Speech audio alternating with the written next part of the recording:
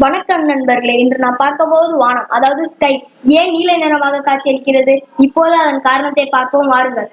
பூமியை சுற்றிலும் வளிமண்டலம் இருக்கிறது. அந்த வளிமண்டலத்தில் இருக்கும் காற்றில் அதிகபட்சமாக ஆக்சிஜன் மற்றும் நைட்ரஜன் மூலக்கூறுகள் இருக்கிறது. இது தவிர பிற துகள்களும் இருக்கும். சூரியனில் இருந்து வரும் சூரிய ஒளியில் அனைத்து விதமான நிறங்களும் இருக்கின்றன.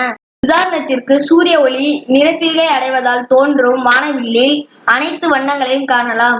வெள்ளை ஒளிதான் அப்படி பிரிகிறது. எனவே வானம் நமக்கு வெள்ளையாகத்தான் தெரிய வேண்டும். ஆனால் ஏன் அப்படி தெரியவில்லை? ஏனென்றால் ஒவ்வொரு நிற ஒளிக்கும் அலை நீளத்தில் மாறுபாடு இருக்கும். உதாரணத்திற்கு சிகப்பு நிற ஒளிக்கு அதிக அலை நீளமும் நீல நிற ஒளிக்கு குறைவான அலை நீளமும் இருக்கும். சூரிய ஒளி பூமியின் வளிமண்டலத்திற்குள் நுழையும் போது அதிக அலை நீளமுள்ள ஒளிகள் அனைத்தும் ஊடுருவி பூமியை வந்தடையும். ஆனால் குறைவான அலை நீளம் உள்ள நீல நிற ஒளி அங்கிருக்கும் காற்று மூலக்கூறுகளில் பட்டு சிதறடிக்கப்படுகிறது.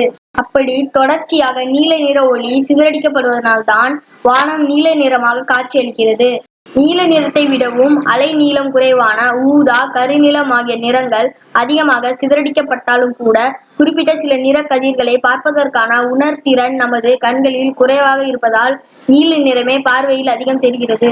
அதிகாலை மற்றும் மாலை வேளைகளில் சூரியனுக்கும் நமக்கும் இடையிலான தூரம் அதிகமாக இருப்பதால் அலைநீளம் குறைந்த நீலம், ஊதா, கருநீல நிறங்கள் சிதறடிக்கப்படுகிறது.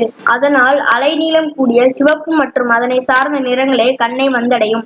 அப்போது வானம் மஞ்சள் அல்லது செம்மஞ்சள் நிறத்தில் இருக்கும். இந்த வீடியோ உங்களுக்கு பிடிச்சிருக்கும்னு நினைக்கிறோம். அடுத்த வீடியோவில் சந்திப்போம். அதுவரை உங்களிடமிருந்து விடைபெறுவது உங்கள் சந்தோஷ். நன்றி, வணக்கம்.